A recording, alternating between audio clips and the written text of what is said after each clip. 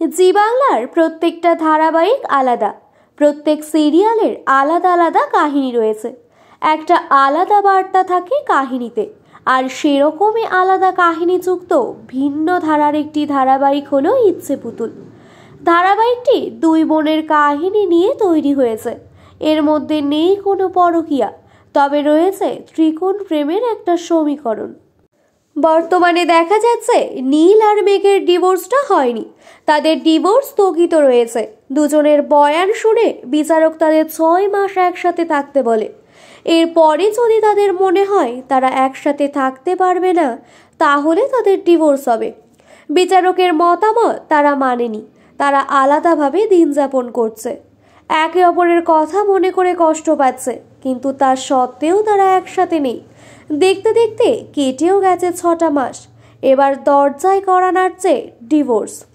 তাদের এই বিরহ দেখে দর্শকরাও সহ্য করতে পারছেন না, তারা বলছেন আবার দুজনে মিলে যাক।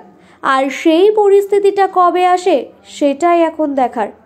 অন্যদিকে মধুমিতা মেঘকে বোঝায়, সব ঠিক হয়ে যাবে তোদের দুজনের মধ্যে, তোরা জীবনটা নিয়ে ভাবিস না, সবটা খেলার চলে দেখিস। আমি আর বাপি সারাটা জীবন থাকবো না, তুই সারাটা জীবন কি করে থাকবি, কি করে কাটাবি? মেঘ বলে আমি গান নিয়ে থাকবো, গানটাই আমার শেষ পর্যন্ত সঙ্গী হবে।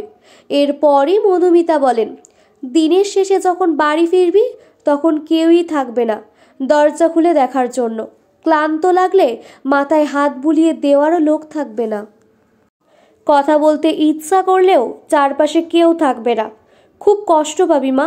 এইসব কথা শুনে মেঘ কষ্ট পেতে থাকে।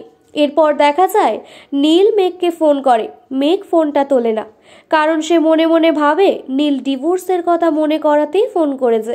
মেঘ চায় না এই ডিভোর্সটা হোক। তারপর ফোনটা কেটে যায়, মেঘ দ্বিতীয়বার ফোনের আশায় থাকে। ওদিকে নীল ভাবতে থাকে মেঘ ফোন করবে। অবশেষে নীল ফোন করে মেঘকে।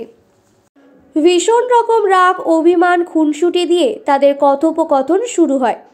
এরপরে মেঘ বলে, তুমি কি আমাকে ডিভোর্সের তারিখটা মনে করাতে ফোন করলে? নীল জানায় সেই জন্য সে ফোন করেনি। এরপরে দুজনেই কষ্টে অভিমানে ফোন রেখে দেয়। পরশু তাদের ডিভোর্সের ফাইনাল ডেট, এই দিনের জন্য সকলেই অপেক্ষায় রয়েছেন। তাহলে কি উপন্যাসের মতো সব শেষ হয়ে যাবে, নাকি ছোট গল্পের মতো শেষ হয়েও হইল না শেষ হবে?